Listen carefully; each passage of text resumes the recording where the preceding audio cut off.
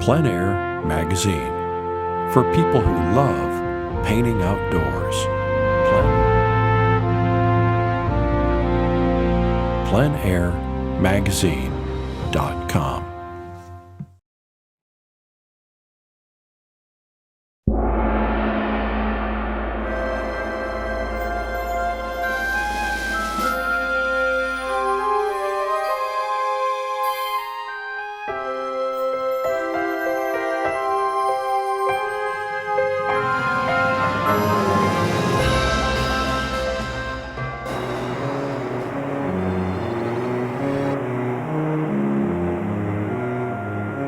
Today Judy came in and she had a question, and it's a legitimate one. She wanted to know, when you start a painting, like, what are the steps? And if you watch my videos and you watch me paint, I like starting off with a burnt sienna or asphaltum color with cobalt blue to actually sketch the painting in. Now, oftentimes when we sketch paintings in, that first inspiration is like the most important moment that you possibly can put forth onto your painting. That first hour, half hour, when you are like energized and you decide that is the thing you're going to paint, that vision that you have, that's a very fleeting moment. In fact, if you don't work with that passion, it's really hard to gain that passion later on. A lot of you have started paintings and you work on them, and then a week later you look at them and go, what was I thinking? I don't even want to do this. And oftentimes we lose that little extra edge, that little power, that little insight that makes us really want to carry on with the painting. When I start a painting, the first thing that I would recommend is not to sketch it in with pencil at all. Okay, I think that is absolutely the death nail of possibility. And the reason why we don't start off with a pencil drawing is because, regardless of how complicated a painting is, once we put a line on canvas, it becomes like a coloring book. And we all know what Mom and Dad said about coloring books. Stay within the line. It's almost like a line goes into a painting and immediately it's like it's there forever. So regardless, Judy, does this sound familiar? I'm an illustrator in the group. Yes. So what happens is that, it seems like, even as complicated as buildings are, is that if you start off with a pencil, I mean, we start beginning students off with a pencil just so that I know where they draw, but immediately, like, you should get rid of your pencils, get rid of your rulers, get rid of all of the things that you rely on to put your sketch down, and go directly to a paintbrush. And the reason why we do that is because when you put a paintbrush line in, it's not in concrete. At that point, you can move that line around and around. You're less apt to feel like that's like the line that can never be moved. So when you start a painting, you want to start off with first a really light wash on a canvas. Now, one of the keys that I recommend as you get better in painting is to start upgrading your canvases. So a lot of you are using the Masterpiece oil prime canvas, and one of the reasons why oil prime canvas is so magnificent at the beginning stages of painting is that because of the oil base that you're sketching onto, it doesn't adhere right away. It's like the paint doesn't bind. And your acrylic canvases and your cotton canvases, what happens is, as soon as you put a paint stain on the canvas, your original sketch, it's like the stain sticks. And so if you put a line in on a cotton canvas that you bought at Michael's and it only has 1 or 2 coats of gesso on, you put a line in there and you kind of leave it for a bit, and then you want to start wiping it off, it doesn't move. And once your canvas starts to get paint on it, it's hard to get back to white. And the reason why it's crucial to have a really good canvas at the beginning stages is that when you are passionate about your idea, when you're actually laying down the foundation Just like building a house, the foundation is the most important key to your painting. Your ideas, whatever triggered you at that moment to paint that particular scene, regardless if you're in the studio and a painting that you're going to work on for months, or if you're out plein air painting, is that you need to get the idea down fast. Now, the idea is not just an outline or what we call a cartoon. If you look at the drawings that Leonardo da Vinci did on the ceiling, they originally started off as a cartoon. Not the same kind of cartoon that you see on Saturday mornings. A cartoon basically is an outline of where the objects are supposed to be, and that's kind of old school painting. And so they would start off with a real detailed drawing and make all of their corrections, and then they would hire people to actually put these patterns up on the ceiling, and using very intricate tools and ways of blowing things up, because you're working on the ceiling, they would draw outlines around their patterns, tap it with chalk, and they would end up with this really detailed drawing on the top, and then they would start painting it in. But painting isn't like that anymore. We don't really paint that way. We're much more like spontaneous. So the first 10 minutes of your painting should be absolutely an explosion of creativity. It shouldn't be something done with a ruler and pencil sharpener and your eraser, and because in that process you lose your idea. So what do we do at the beginning is that we initially start off with a white canvas and the idea, the moment, the genius has stepped into your head and now you're going to create something. The first 10 minutes of the painting, regardless if you're painting in the studio with unlimited amount of time or on location where time is of the essence, the first 10-15 minutes should be an explosion of creativity, an explosion of opportunity, of possibility. Anything can happen to that painting right now. All of your ideas, all of your effects, all of the things that you want to happen in that painting need to happen right then. And you have to be willing to compromise. You have to be willing to be reasonable, because if you're going to be out painting on location, you're not going to be able to paint every brick if you're doing a building scene, or paint every tree. So you have to get that your time limit. But in your studio, you also have to be reasonable with how much you actually are going to be able to paint in this particular painting. Oftentimes you get really great ideas as you work, and oftentimes you have to say to yourself, I'm going to leave that great idea for another painting. You have to kind of stay focused in with that idea that you have when you originally start. Now, when we create in my classes, what is it that we use as a central focal point? An effect. Not necessarily light, but usually light is what causes an effect. Without light, it's kind of hard. It's a dark room. So when light comes into a painting, that's your painting. That's your center focal point. So your initial sketch not only has to include the objects and the drawing in there, but they have to have the effect, the center focal point. And so Judy brought this painting in, and she goes, is this really a good start? And I'm looking at it, and I'm like going, she spent hours with a ruler and her prospect and her proportional divider, measured everything in. Everything's right where, if I actually told her, I said, no, that stairway actually should have been more to the left, it would have been a better painting. Can you imagine the mood she would be in at that point? After all those hours that she spent. So you can't be that tied down to your original idea, because you have to be willing to change, because once you put a painting on a canvas, oftentimes paint will start making it look different, and you kind of may have wished that you could move something to the left or to the right. But since you put it in pencil, and it's like a cartoon or a coloring book, and your mom comes up and says, stay within the line, you will fight for months to make that work. When in essence, at the beginning, so you have to be very flexible at the beginning of your painting.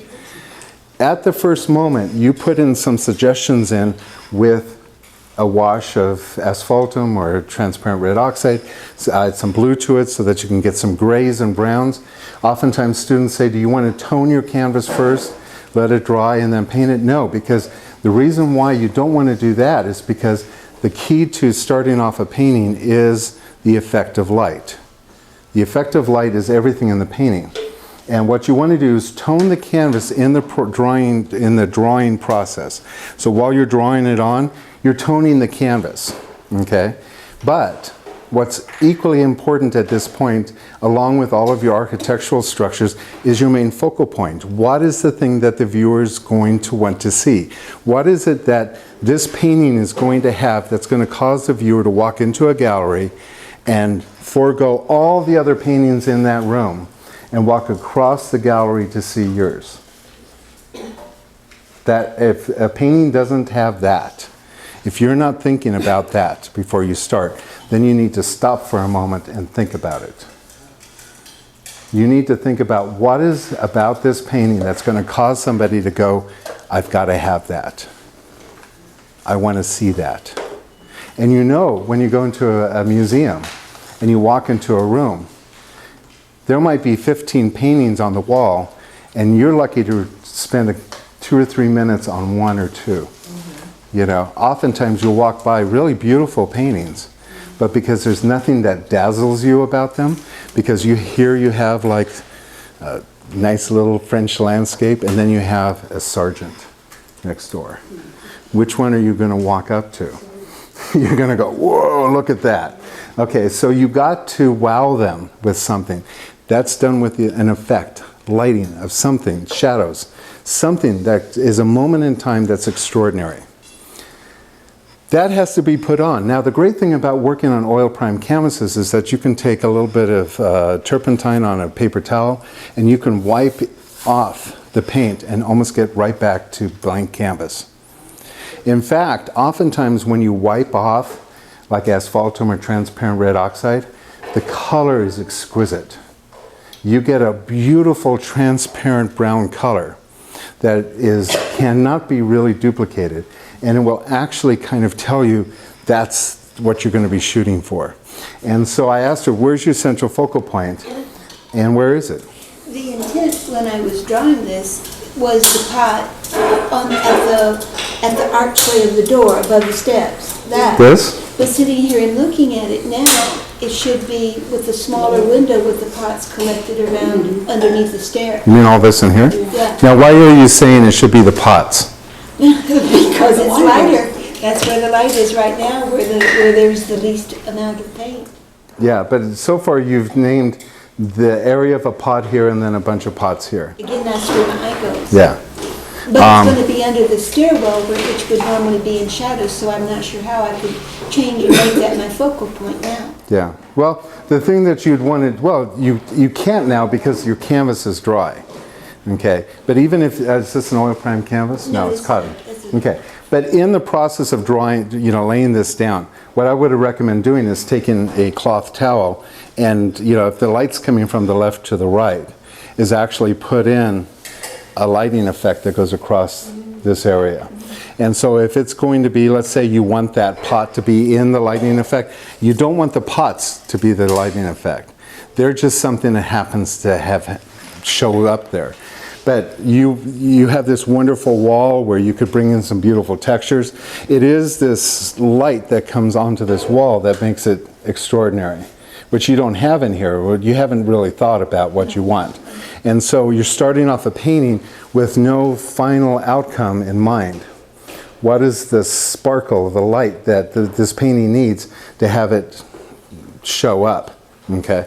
So what's more important at this point, more than all of your architecture, all of your windows, all of this work that you've put in here, what's important more is what are you going to do with the light?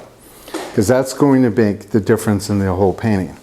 And so what I see here is I see a stairway in here, I see a doorway. This is a very interesting intersection. And what I would love to see is an effect of light that comes across the building and right above the doorway in this area in here just explode. In fact, with this wall going this direction, you could even bring all the lighting against this wall so the light kind of hits the pot here so much but then just illuminates that wall. Yes?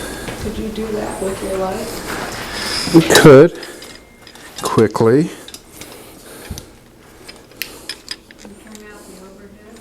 Yeah, let's see.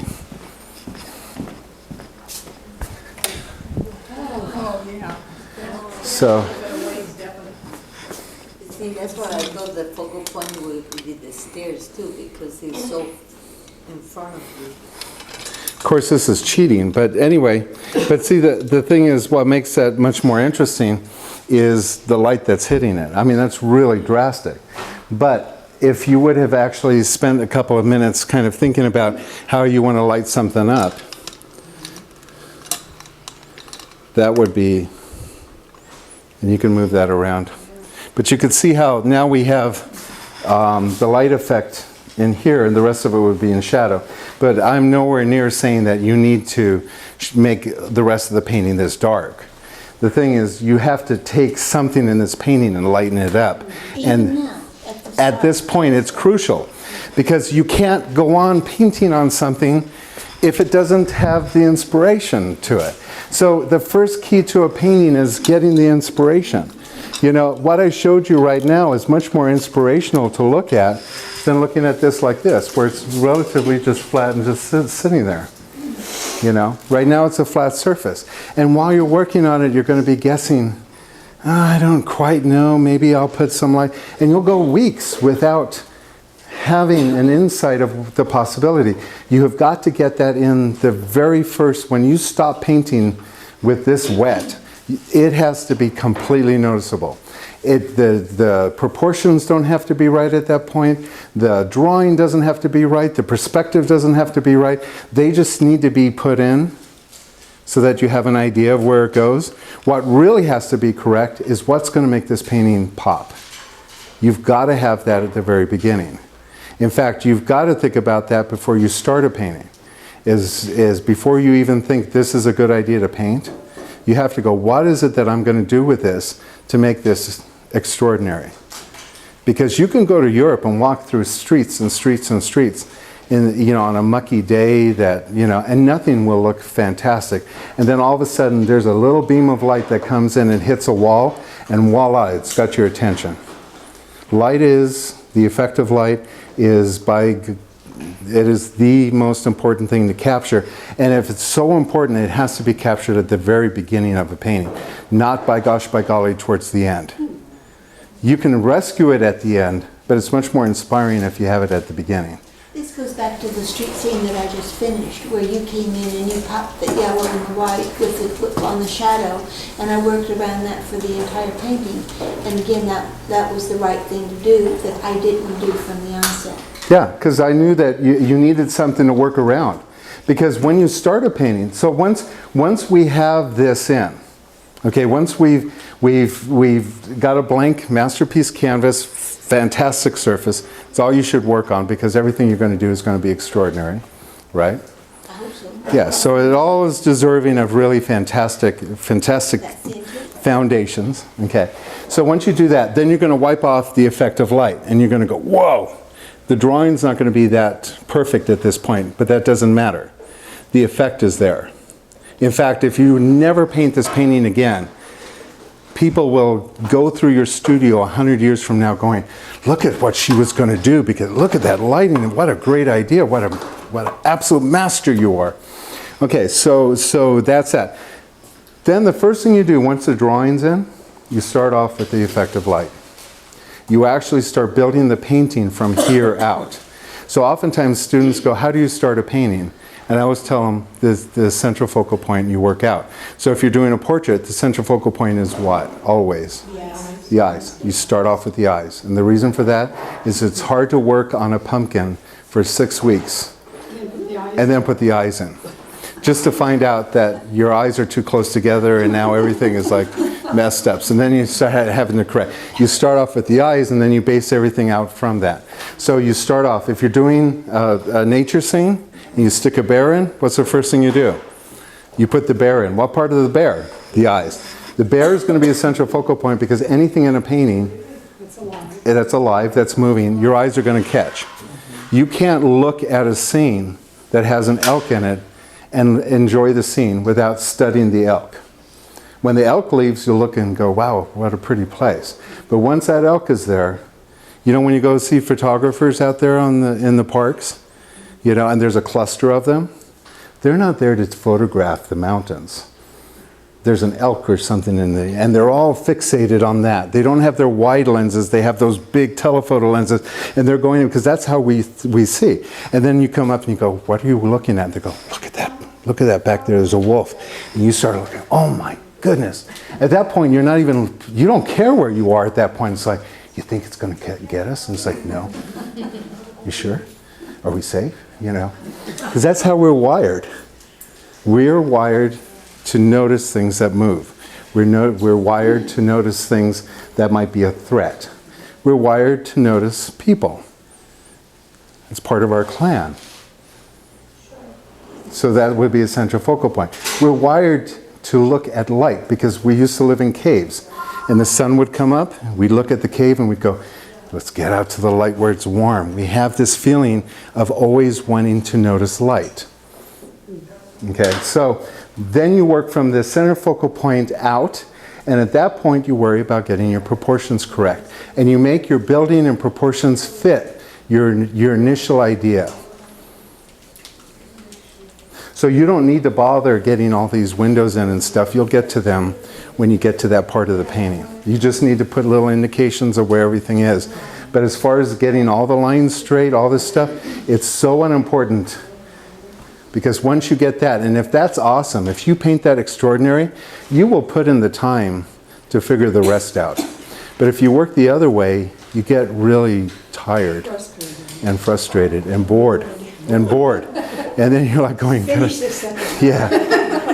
The thing is though, oftentimes your initial sketch could be really kind of powerful and loose. You know, that moment where you're just trying to get it in.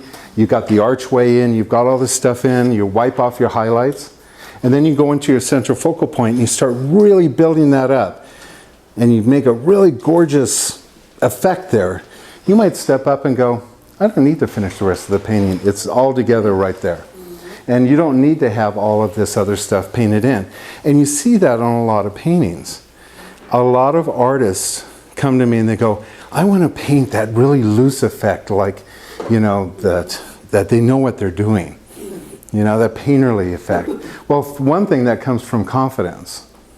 But a lot of the stuff that you see on the outside of the painting that makes it look painterly is actually the first stuff they stuck on the painting where they didn't care. And they didn't care about all this stuff in there, and that's why it looks so loose. And they go into the central focal point area and they put the detail in there.